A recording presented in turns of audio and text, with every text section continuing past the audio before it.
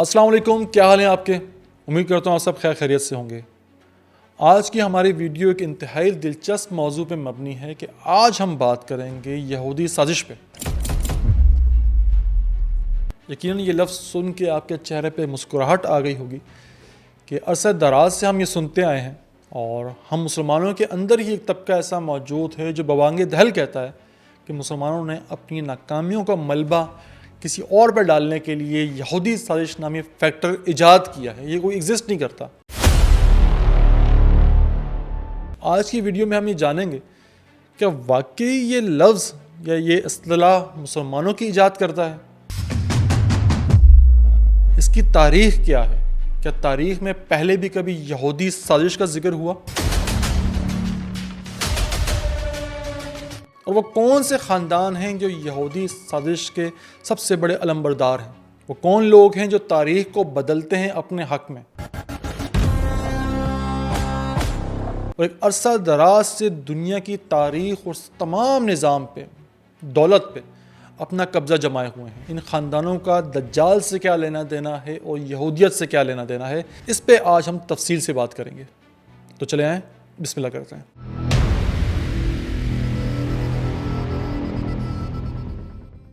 تو دوستو، دنیا کی پہلی یہودی سازش کا آغاز ہوتا ہے 13ویں صدی میں۔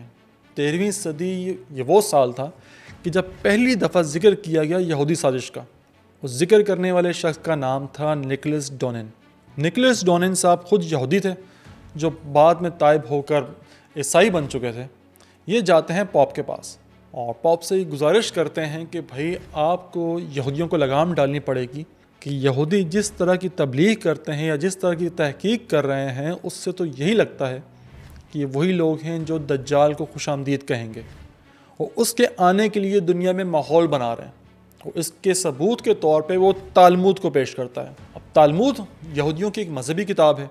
ویسے تو یہودیوں کی مذہبی کتاب تورات ہے، پر تالمود دراصل وہ کتاب ہے جس پہ یہودی سب سے زیادہ تحقیق کرتے ہیں۔ تالمود دراصل تفسیر ہے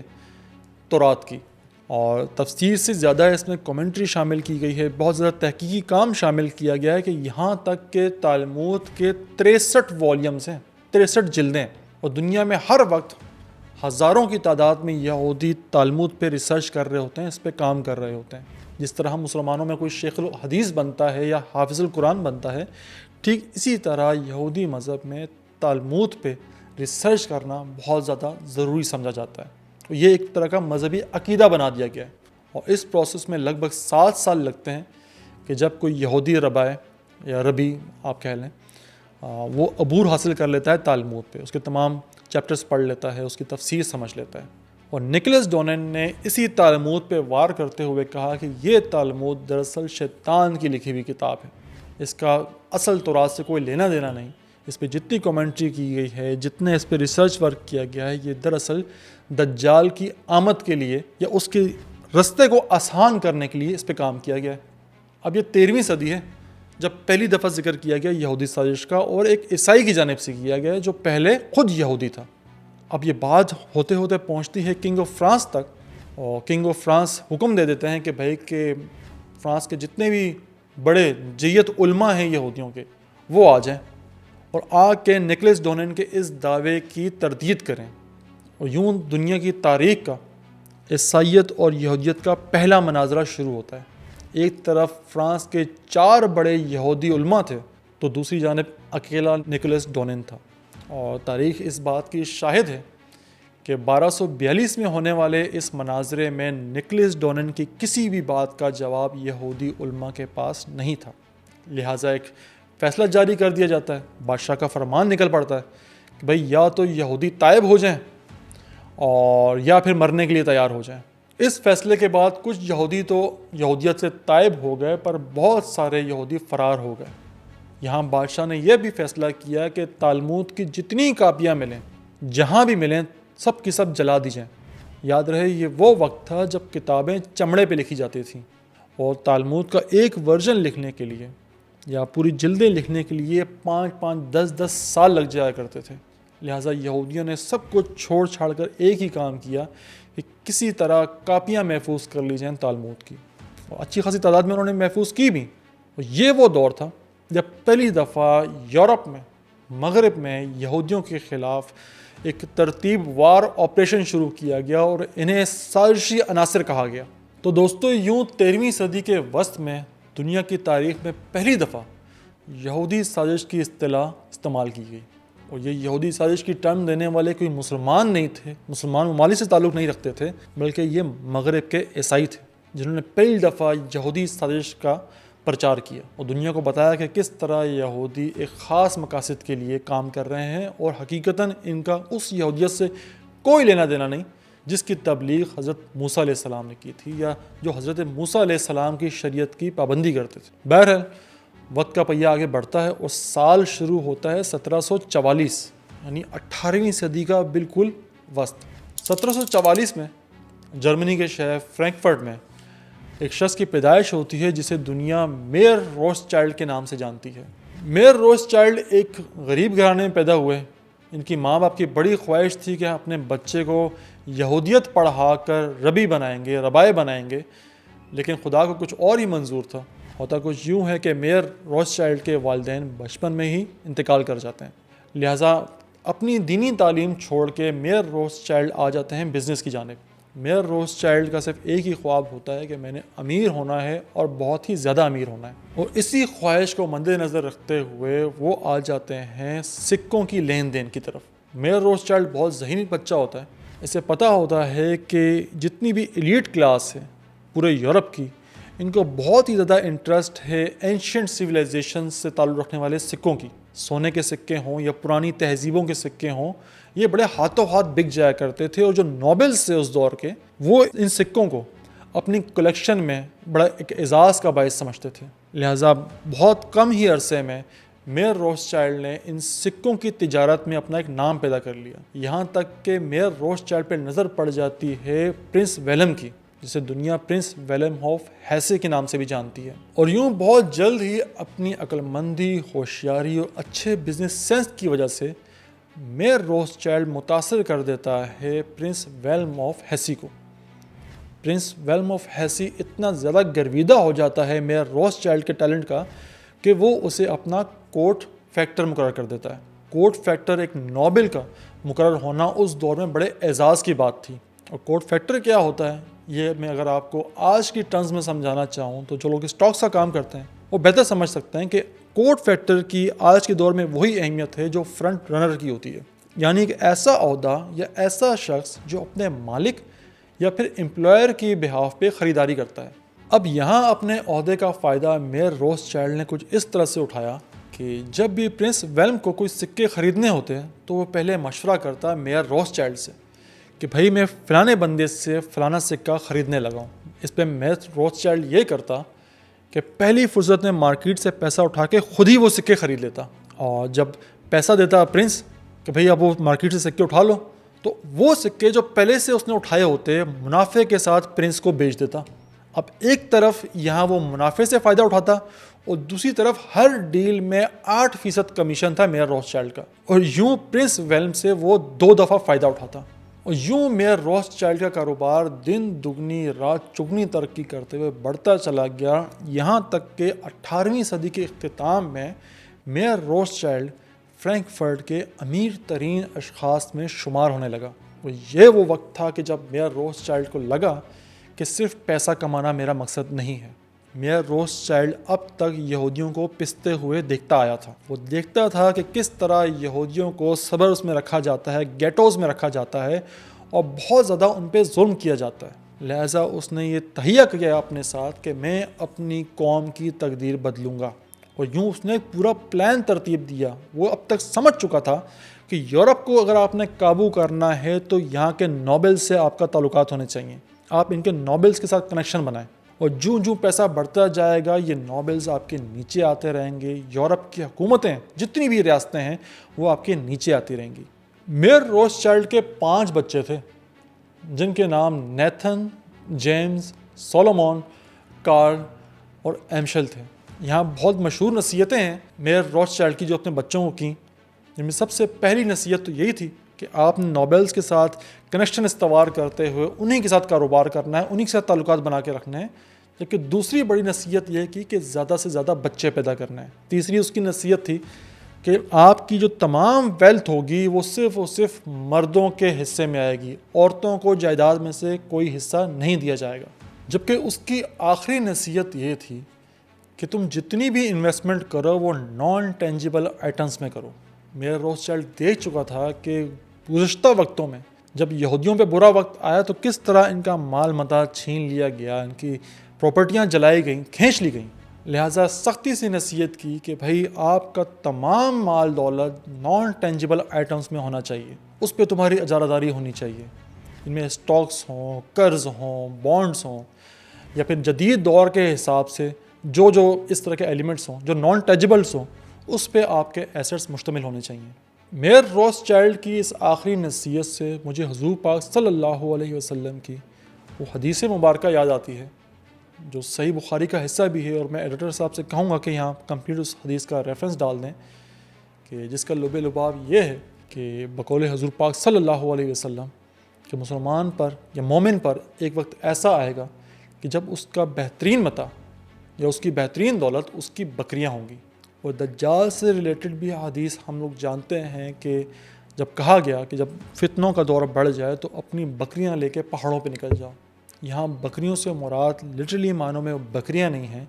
بلکہ وہ دولت ہے جو ٹینجیبل ہے، جسے آپ ہاتھ میں پکڑ سکتے ہیں، جو آپ کو دکھائی دیتی ہے۔ میں اسی لیے نان ٹینجیبلس کے بڑے خلاف ہوں کہ یہ کسی بھی وقت یہ قبضہ کیے جا سکتے ہیں، یہ دجالی آئٹمس کے طور پہ استعمال ہو سکتے ہیں، لیکن جو ٹینجیبل آئٹمس ہوتے ہیں نا، جو آپ کے استعمال کے آئٹمس ہوتے ہیں، وہ آپ سے کوئی چھین نہیں سکتا اس طرح، وہ غائب نہیں ہو سکتے کہ صبح اٹھیں تو وہ ایگزسٹ ہی نہیں کرتے۔ یا کرپٹو میں آپ کے پاس والیٹ میں پیسہ پڑا ہوا ہے، بینکس میں آپ کے پاس ڈیجیٹل کرنسی پڑی ہوئی ہے، اور جب کوئی ایسا دور آتا ہے کہ آپ صبح اٹھتے ہیں وہ سب زیرو ہوا ہوتا ہے، تو آپ کے پاس کوئی بندہ ہی نہیں جس کو آپ پکڑ سکیں، جس سے سوال پوچھ سکیں میرا پیسہ کہاں گیا۔ اور یہ دور آنا ہے آنے والے وقتوں میں۔ اسی لیے حضور پاک صلی اللہ علیہ وسلم نے کہا کہ وہ دولت رکھو جو ٹینجیبل ہو، جس تم استعمال کر سکو، جو تمہارے کام آ سکے، جو راتوں رات تم سے غائب نہ کی جا سکے۔ تو یہاں میئر روتھشائلڈ جس کے بارے میں کہا جاتا ہے کہ یہ دجالی پیروکار تھا، وہ نان ٹینجیبل آئٹمس میں اپنے مال و متاع رکھنے کی ہدایت کر رہا ہے۔ تو دوسری جانب حضور پاک صلی اللہ علیہ وسلم اس سے بالکل الٹ ٹینجیبل آئٹمس کو انویسٹمنٹ کے طور پہ رکھنے کا کہہ رہے ہیں کہ یہ وہ متاع ہے جو آخر وقت میں آپ کے کام آئے گا۔ اس سے صرف مراد بکریاں نہیں ہیں، اس سے مراد وہ آئٹمس ہیں جو آپ استعمال کر سکتے ہیں، آپ کی زراعت ہو سکتی ہیں، آپ کے لائیو اسٹاک ہو سکتا ہے، سونا ہو سکتا ہے۔ لہٰذا بطور مسلمان آپ کوشش کریں کہ جو آپ کی جو انویسٹمنٹ ہو، جو آپ کی دولت ہو، وہ ٹینجیبل آئٹمس پہ مشتمل ہو، جسے کوئی راتوں رات زیرو نہ کر سکے۔ اور یوں یہ نصیحتیں کرنے کے بعد میئر روتھشائلڈ اپنے تمام بچوں کو 20,000 پاؤنڈ فی قسط دے کر یورپ کے مختلف شہروں کی جانب روانہ کر دیتا ہے۔ وہ ان سے کہتا ہے کہ تم نے ان 5 بڑے شہروں پہ اپنی حکمرانی قائم کرنی ہے، تاکہ ہمارا خاندان آنے والے وقتوں میں دنیا کی تقدیر خود لکھ سکے۔ اب ہوتا کچھ یوں ہے کہ ایمشل وہ فرینکفرٹ پہ رہتا ہے، نیتھن جو سب سے قابل بچہ ہوتا ہے اس کا، اسے وہ بھیجتا ہے لنڈن، کیونکہ اس وقت برطانیہ ایک عالمی سپر پاور تھا، لہٰذا سب سے قابل بچے کا لنڈن میں بیٹھا ہونا ضروری تھا۔ جیمز جاتا ہے پیرس، اور سولومون اور کارل برترتیب نیپلز اور ویانا کی جانب روانہ ہو جاتے ہیں۔ تو دوستو یہاں سے آغاز ہوتا ہے کہانی کے سب سے دلچسپ حصے کا۔ اب ہمیں جانا ہوگا 18ویں صدی کے آغاز کے انگلینڈ میں، اور انگلینڈ کے دل لنڈن میں، جہاں پہ نیتھن روتھشائلڈ 20,000 پاؤنڈ لے کر کاروبار کی نیت سے آ بیٹھا ہے۔ نیتھن روتھشائلڈ یہ جانتا تھا، اپنے باپ کی زندگی سے اس نے ایک بات یہ سیکھ لی تھی کہ اگر مجھے دن دگنی اور رات چگنی ترقی کرنی ہے تو مجھے اس بزنس میں ہاتھ ڈالنا پڑے گا جس میں نوبلز کا انٹرسٹ ہے، یا برطانوی امرا کا سب سے زیادہ انٹرسٹ اس بزنس میں۔ اور یہ وہ دور تھا جب ٹیکسٹائل انڈسٹری بوم کر رہی تھی۔ اب اپنی باپ کی نصیحت پہ عمل کرتے ہوئے وہ چلا گیا ٹیکسٹائل انڈسٹری میں، اور جس طرح میئر روتھشائلڈ نے پرنس ویلم کے ساتھ رہتے ہوئے دگنے منافع حاصل کیے، 2 وینچر سے منافع حاصل کیے، ٹھیک اسی طرح نیتھن روتھشائلڈ نے بھی ٹیکسٹائل مینوفیکچرنگ کے فیلڈ میں ایک وقت میں 3 منافع حاصل کیے۔ ہوا کچھ یوں کہ وہ جاتا مینوفیکچرر کے پاس اور اسے کہتا کہ میں آپ کو ڈائی دوں گا، میں آپ کو اس کا را مٹیریل دوں گا، بدلے میں آپ فائنل پروڈکٹ مجھے سستے داموں میں دو گے۔ اور یوں اس طرح وہ نہ صرف را مٹیریلز اور ڈائنگ سے فائدہ اٹھاتا بلکہ سستا مال خرید کے اگلی پارٹیوں کو مہنگا دے کر ڈبل فائدہ اٹھاتا۔ اس کا کرنا کچھ یوں ہوا کہ وہ نیتھن روتھشائلڈ جو صرف 20,000 پاؤنڈ لے کر انگلینڈ آیا تھا، لنڈن آیا تھا، کچھ عرصے بعد ہی اس کے اثاثوں کی مالیت 8 لاکھ پاؤنڈ تک پہنچ گئی۔ اور صرف نیتھن روتھشائلڈ ہی نہیں، دوسری جانب جیمز روتھشائلڈ بھی دن دگنی رات چگنی ترقی کیے جا رہا تھا کہ وہ نیپولین کی حکومت کے بڑے کلوز تھا۔ اب یہ وہ دور تھا کہ جب برطانیہ میں یا یورپ میں جنگوں کا آغاز ہو چکا تھا، چھوٹی چھوٹی بڑی جنگیں لڑی جا رہی تھیں، اور یہ کہا جاتا ہے کہ روتھشائلڈ کے جتنے بھی بھائی تھے یہ اتنے طاقتور ہو گئے تھے کہ یہ ادھار دیا کرتے تھے حکومتوں کو۔ اب جہاں جنگ ہو رہی ہے وہاں پیسہ تو بے تحاشا چاہیے ہوگا، لہٰذا یہ حکومتوں کو پیسہ ادھار دیتے۔ اندازہ اس طرح سے لگائیں کہ ایک بھائی نیپولین کو سپورٹ کر رہا ہے جو پیرس میں بیٹھا ہوا ہے، تو دوسری جانب جو لنڈن میں بیٹھا ہوا ہے نیتھن، وہ ویلنگٹن کو سپورٹ کر رہا ہے جو کہ نیپولین کے اگینسٹ لڑ رہا ہے۔ دوستو اگر آپ تاریخ پڑھیں تو وہاں بتایا جاتا ہے کہ نیپولین کو بیٹل آف واٹرلو میں ڈیوک آف ویلنگٹن نے شکست دی، پر حقیقت ایسی نہیں ہے۔ نیپولین کو شکست دینے والا کوئی اور نہیں بلکہ روتھشائلڈ خاندان تھا۔ ہوتا کچھ یوں ہے کہ ڈیوک آف ویلنگٹن کے پیچھے تمام مالی سپورٹ ہوتی ہے نیتھن روتھشائلڈ کی، جبکہ نیپولین کی حکومت کو تمام سپورٹ حاصل ہوتی ہے جیمز روتھشائلڈ کی۔ اب اس میں ہوتا یہ ہے کہ نیپولین تمام جنگیں جیتتا ہوا آ رہا تھا، بظاہر دنیا کو یہی لگتا تھا کہ ڈیوک آف ویلنگٹن اس جنگ میں ہار جائے گا، لہٰذا برطانیہ میں اسٹاکس کے ریٹ گرنا شروع ہو گئے تھے۔ اور کیا ہوا کہ جب اسٹاکس کے ریٹ گرنا شروع ہوئے تو تمام اسٹاکس خرید لیے، یا ایک بہت بڑی تعداد میں اسٹاکس خرید لیے نیتھن روتھشائلڈ نے، اور اپنے بھائی کو پیغام پہنچا دیا کہ بھائی میں برطانیہ کے تمام اسٹاکس خرید چکا ہوں۔ اب دنیا کی نظریں بھی اس جنگ کے اوپر تھی کہ نیپولین جیتے گا تو فرانس کا جو ہے جھنڈا اور بلند ہو جائے گا، برطانیہ کی معیشت ختم ہو جائے گی۔ لہٰذا جب جنگ شروع ہوتی ہے تو جیمز روتھشائلڈ یہ کرتا ہے کہ آہستہ آہستہ اپنے پیسے جو نیپولینس کو دے رہا تھا وہ روکنا شروع کر دیتا ہے۔ پیسے کی سپلائی نیپولینس کو ملنا بند ہوتی جاتی ہے، جبکہ دوسری جانب نیتھن روتھشائلڈ پیسوں کی سپلائی بڑھا دیتا ہے ڈیوک آف ویلنگٹن کی جانب۔ لہٰذا جس کے پاس پیسہ زیادہ تھا، جس کے پاس ریسورسز زیادہ تھے،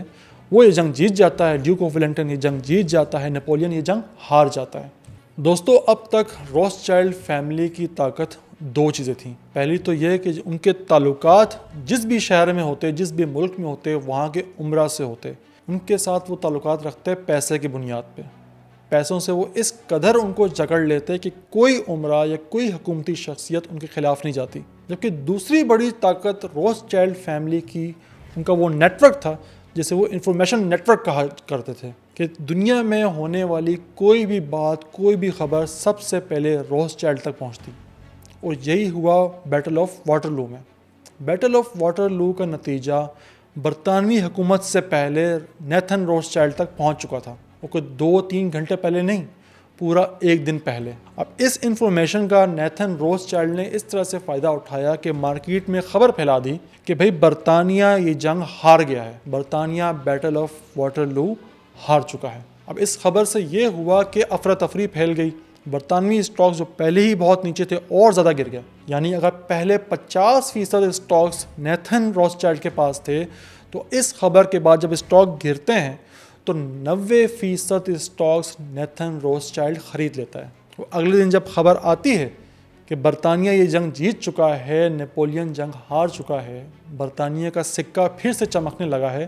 تو راتوں رات برطانوی اسٹاکس کی قیمت بڑھ جاتی ہے، آسمان کو چھونے لگتی ہے۔ اس کا سب سے بڑا بینیفیشری کون ہوتا ہے؟ نیتھن روتھشائلڈ۔ اسی لیے کہا جاتا ہے کہ جتنی بھی جنگیں ہوتی ہیں دنیا میں یہ بینکرز کی جنگیں ہوتی ہیں۔ ان جنگوں سے جتنا فائدہ بینکرز اٹھاتے ہیں یا بینکس اٹھاتے ہیں اتنا کوئی نہیں اٹھاتا۔ اس کی بہترین مثال بھی ہم نے روتھشائلڈ فیملی میں ہی دیکھی کہ جہاں برطانیہ، فرانس اور دیگر ممالک میں جنگوں کا زور تھا، وہیں ان کی آپسی تجارت بند تھی۔ ایسے موقع پہ جیمز روتھشائلڈ نے فرانس میں اپنا اثر و رسوخ استعمال کیا، نیتھن روتھشائلڈ نے برطانیہ میں اپنا اثر و رسوخ استعمال کیا، اور یوں جیمز روتھشائلڈ اور نیتھن روتھشائلڈ دنیا کی تاریخ کے پہلے سوفسٹیکیٹڈ اسمگلر بن گئے۔ حال کچھ یوں تھا کہ یورپ کے مختلف ممالک کی آپس میں تجارت بند تھی، پر ان دونوں بھائیوں کو اثر رسوخ اتنا زیادہ تھا، چاہے حکومتی سطح پر ہو، فوجی سطح پر ہو یا اسپائز کا نیٹ ورک ہو، کہ جب نیتھن کوئی مال لندن سے بھیجتا تو وہ پیرس تک بآسانی پہنچ جاتا۔ ساری مارکیٹ پہ ان دونوں بھائیوں کی اجارہ داری ہو چکی تھی۔ یہ وہ جنگوں کا دور ہے جو 18ویں صدی کے اختتام سے 18ویں صدی کے 10-15 سال بعد تک انتہائی کامیابی سے روتھ چائلڈ فیملی کو آسمانوں کی بلندیوں تک لے گیا، کہ جتنی جنگیں ہوتی دونوں فریقوں کو روتھ چائلڈ کی حمایت حاصل ہوتی۔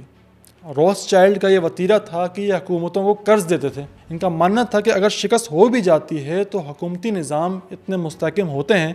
کہ یہ ہماری ایک ساتھ ادا کر سکتے ہیں، اور دوسرا حکومتوں کو پیسہ دینے کا فائدہ یہ ہوتا ہے کہ وہ تمام پالیسیاں پھر آپ کی من منشا کی بناتے ہیں، اور ان کا تو کام ہی یہ تھا کہ تمام یورپ پہ اپنے خاندان کی یا پھر یہودیوں کی اجارہ داری قائم کرنا۔ بہرحال موت برحق ہے،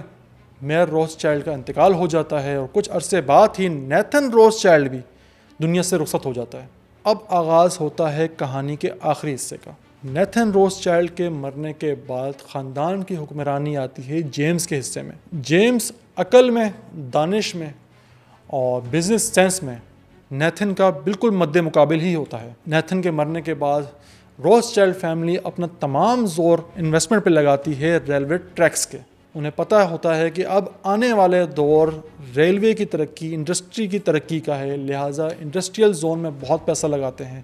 ریلوے سے بہت پیسہ خرچ کرتے ہیں۔ انہیں پتہ ہوتا ہے کہ آنے والا دور ریل کے انجن کا دور ہے، لہٰذا پٹریاں بچھانی ہوں یا ریلوے سے ریلیٹڈ کوئی بھی کام ہو، اس پہ روتھ چائلڈ فیملی بے تحاشا پیسہ انویسٹ کرتی ہے۔ اور یوں سن 1840 تک ریلوے سے متعلق جتنے بھی بڑے وینچر تھے اس میں سب سے بڑا stockholder Rothschild family بن جاتی ہے۔ اور یہ وہ وقت دور ہوتا ہے کہ جب روتھ چائلڈ فیملی ایک اور بہت بڑا فیصلہ لیتی ہے۔ وہ فیصلہ ہوتا ہے سیاست میں حصہ لینے کا، یعنی کہ اپنے آغاز سے لے کر آج دن تک پہلی بار Rothschild family front foot پہ کھیلنے کا فیصلہ کر لیتی ہے، اور یہ فیصلہ کوئی اور نہیں کرتا بلکہ نیتھن روتھ چائلڈ کا بیٹا لائنل روتھ چائلڈ کرتا ہے۔ اور اپنی بے تحاشا دولت اور میڈیا پہ اثر و رسوخ کی وجہ سے وہ ایسا ماحول بنا لیتا ہے کہ سن 1847 تک برطانوی ہاؤس آف لارڈ کا حصہ بن جاتا ہے۔ اور یہاں وہ دلچسپ موڑ آتا ہے کہ جب روتھ چائلڈ فیملی دنیا کو بتا دیتی ہے کہ برطانیہ کے اصل مالک وہ ہیں۔ یہاں پہ نیتھن روتھ چائلڈ کا ایک بہترین مقولہ میں آپ سے شیئر کرنا چاہوں گا، جہاں وہ کہتا ہے "The man who controls the British money supply controls the British Empire. I am the one who controls the British money supply." اگر اردو ترجمہ ایسا کروں تو وہ یہ بنتا ہے کہ جو شخص برطانوی پیسے پہ کنٹرول حاصل کرتا ہے، دراصل وہی شخص برطانوی تاج پہ حکمرانی کرتا ہے، اور میں ہوں وہ شخص جس کے پاس تمام برطانوی پیسے کا کنٹرول حاصل ہے۔ ٹھیک اسی طرح ایک اور جگہ نیتھن روتھ چائلڈ نے کہا تھا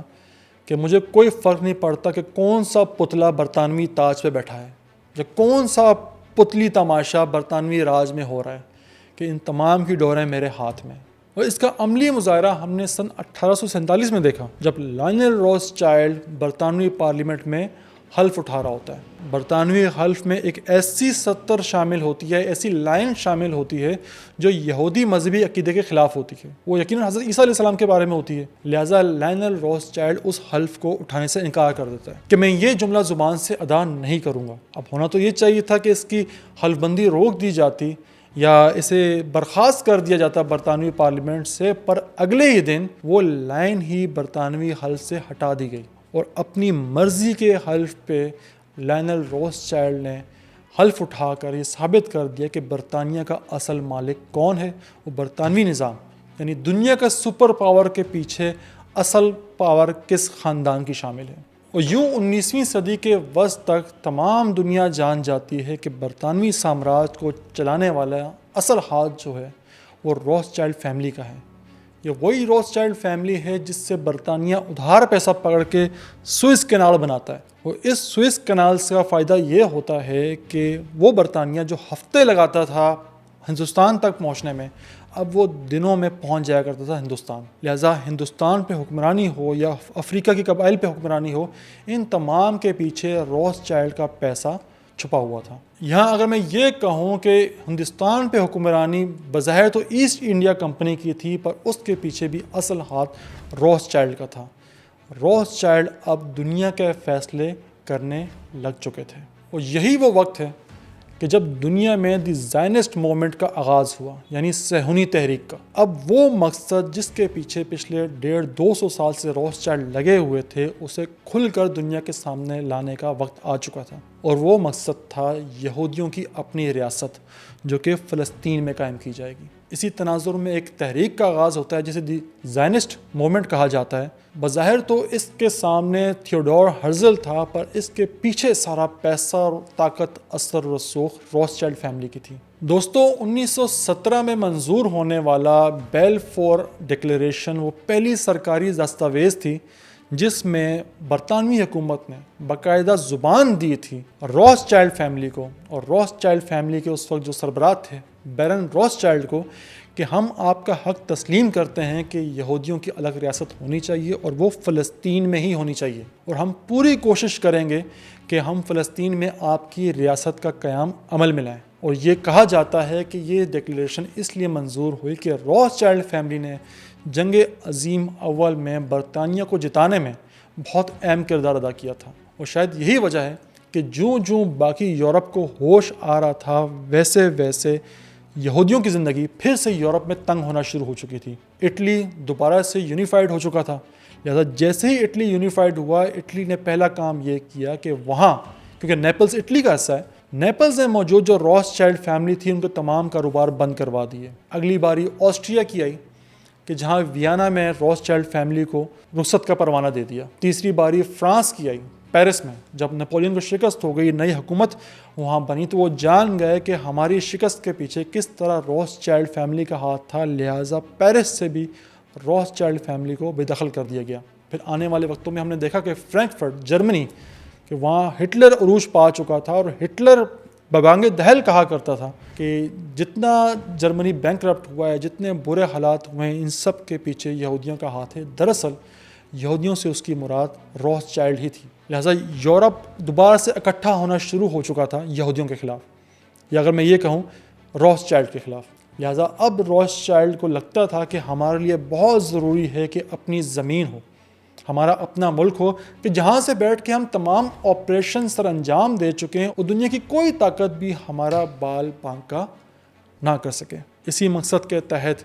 ہم نے دیکھا کہ کس طرح پہ سن 1948 میں ایک ناجائز ریاست کا قیام عمل میں لایا گیا۔ دوستو، روتھ چائلڈ فیملی کی ترقی کی یا دنیا پہ حکمرانی کرنے کی ایک سب سے بڑی وجہ یہ بھی ہے کہ وہ آنے والے 40-50 سال کی پہلے سے ہی پیش بندی کر کے رکھ لیا کرتے تھے۔ انہیں معلوم تھا کہ جب بھی ہماری ریاست بن جائے گی، جو الگ ریاست ہوگی، تو اس وقت ہمیں اس وقت کے سپر پاور کی بڑی ضرورت ہوگی۔ وہ یہ بھی جانتے تھے کہ جنگوں کے بعد شاید برطانیہ اس قابل نہ رہ سکے کہ وہ دنیا پہ حکمرانی قابل ہو، لہٰذا مستقبل کے سپر پاور امریکہ پہ انہوں نے انویسٹمنٹ کرنا شروع کر دی۔ انہیں پہلا موقع تب ملا جب 1893 میں 9 مئی 1893 ٹو بی ویری پریسائز، امریکہ میں ایک بہت برا ٹائم آتا ہے۔ ان کی اکانومی کریش کر جاتی ہے، امریکن کرنسی کی ویلیو گر جاتی ہے، چونکہ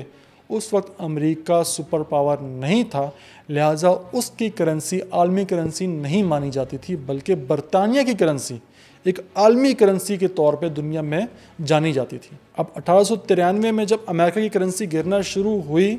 تو اس وقت کی حکومت نے رابطہ کیا وہاں کے بینکر سے، جسے آج آپ جے پی مورگن کے نام سے جانتے ہیں۔ جے پی مورگن خاندان امریکہ میں وہی اہمیت رکھتا تھا جو روتھ چائلڈ برطانیہ میں رکھتے تھے، اور یہ پہلا موقع تھا جب جے پی مورگنز نے روتھ چائلڈ کے ساتھ ہاتھ ملایا۔ امریکن کرنسی چونکہ گر رہی تھی، لہٰذا امریکی حکومت کو اسٹیبلائز کرنے کے لیے سونے کے ذخائر کی ضرورت تھی۔ دنیا میں اس وقت سب سے زیادہ سونا کس کے پاس تھا؟ روتھ چائلڈ بینکنگ سسٹم کے پاس۔ تمام یورپ کا سونا ان کے دسترس میں تھا، لہٰذا جے پی مورگنز نے ہاتھ ملایا روتھ چائلڈ سے اور بڑی تعداد میں سونا خریدا، جس نے اسٹیبلائز کیا امریکن حکومت کو، اور یوں ایک طرح سے امریکن حکومت پہ بھی روتھ چائلڈ فیملی کا ایک احسان ہو گیا۔ دوسری جانب ریلوے کے بعد اب دنیا میں ایک اور کرنسی یا ایک اور انڈسٹری بوم کر رہی تھی، اور وہ تھی تیل کی انڈسٹری۔ لہٰذا ایسا کیسے ہو سکتا ہے کہ کوئی نئی انڈسٹری بوم ہو اور اس میں روتھ چائلڈ کا حصہ نہ ہو؟ لہٰذا ایک اور فیملی کے اوپر روتھ چائلڈ نے ہاتھ رکھا، وہ اس فیملی کو آج ہم روکر فیلر فیملی کے نام سے جانتے ہیں۔ روکر فیلر فیملی نے اسٹینڈرڈ آئل کی بنیاد رکھی اور اسٹینڈرڈ آئل میں ایک بہت بڑے حصے کے مالک تھے روتھ چائلڈ، اور یوں روتھ چائلڈ برطانیہ سے ہوتے ہوئے امریکہ تک اپنی جڑیں گاڑ چکے تھے، یا اگر میں یہ کہوں کہ اسرائیل کے لیے ایک نئے گاڈ فادر کا انتظام کر چکے تھے۔ پر دوستو، اسرائیل کے قیام سے لگ بھگ 50 سال قبل سن 1902 میں نووئے ویرمیا نامی سینٹ پیٹرزبرگ سے جاری ہونے والے اخبار میں ایک آرٹیکل چھپتا ہے جس نے پھر سے دنیا میں یہودی سازش کا شور بلند کر دیا تھا۔ اس آرٹیکل میں پہلی دفعہ ایک ایسا ڈاکومنٹ پیش کیا گیا جسے آج ہم دی پروٹوکولز آف ایلڈرز آف زیون کے نام سے جانتے ہیں۔ اس کی اگر میں آپ کو چیدہ نکات بتاؤں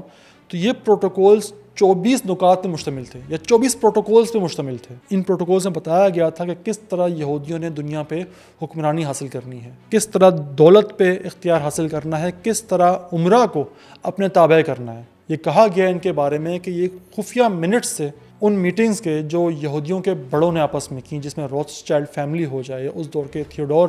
ہرزل کی زائنسٹ موومنٹ ہو جائے،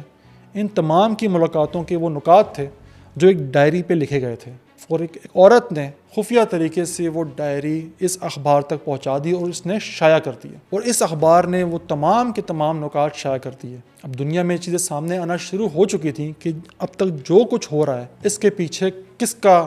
ہاتھ ہے۔ جنگ عظیم اول ہو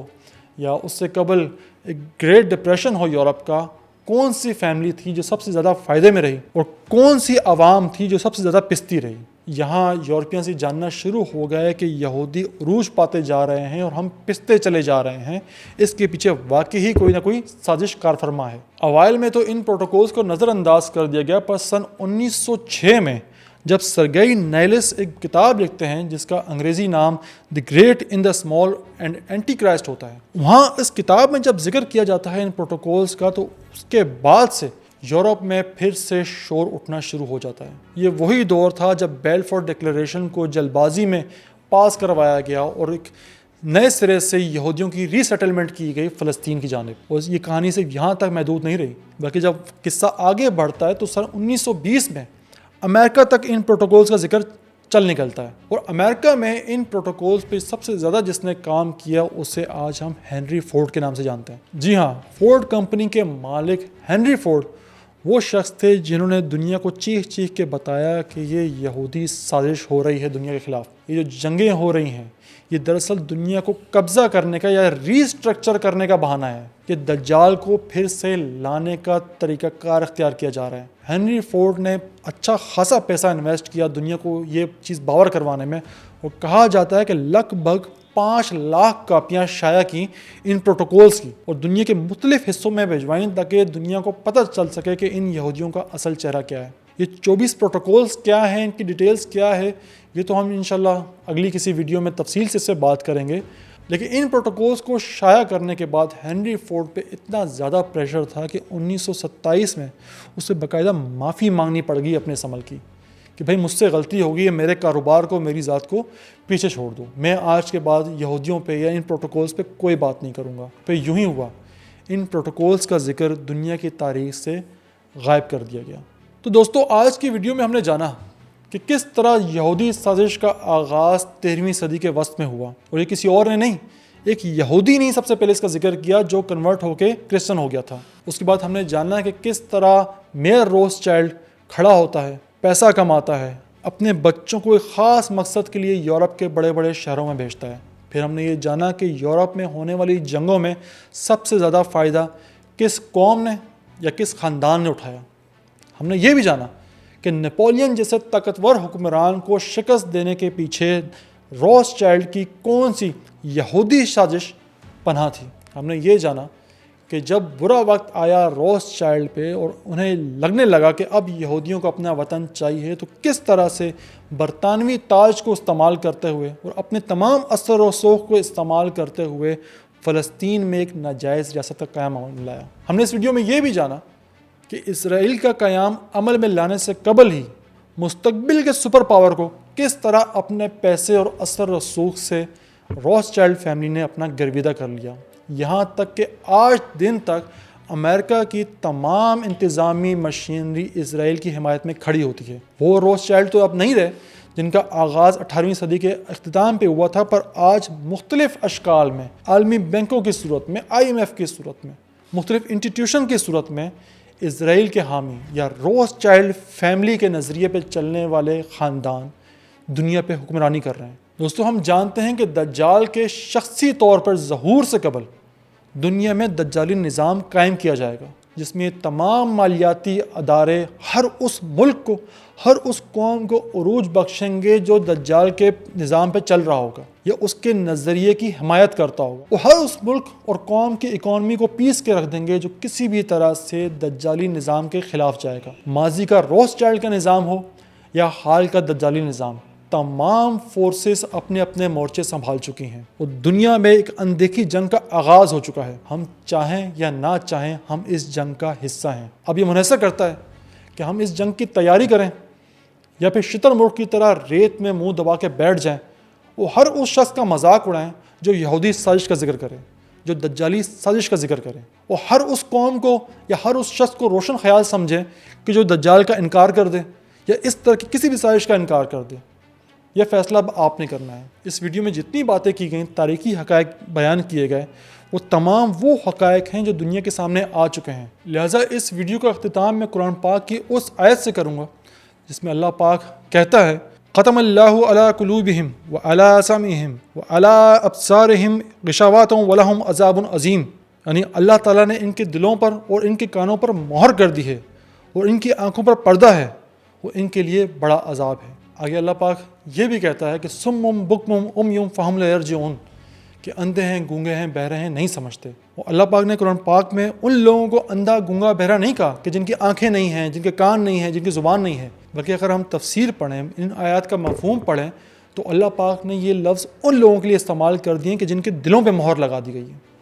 جن کے دل دیکھنے، سننے اور سمجھنے سے انکاری ہو چکے ہیں۔ دعا کرتے ہیں کہ اللہ پاک ہمیں ان لوگوں میں سے نہ کریں جنہیں اندھا، گونگا اور بہرا کیا گیا۔ وقتاً فوقتاً اس موضوع پہ مزید بات کرتے رہیں گے۔ فی الوقت مجھے دیجیے اجازت، آپ سے ملاقات ہوتی ہے نیکسٹ ویڈیو میں۔ اپنا اپنے گھر والوں کا بہت خیال رکھیے گا۔ اللہ حافظ۔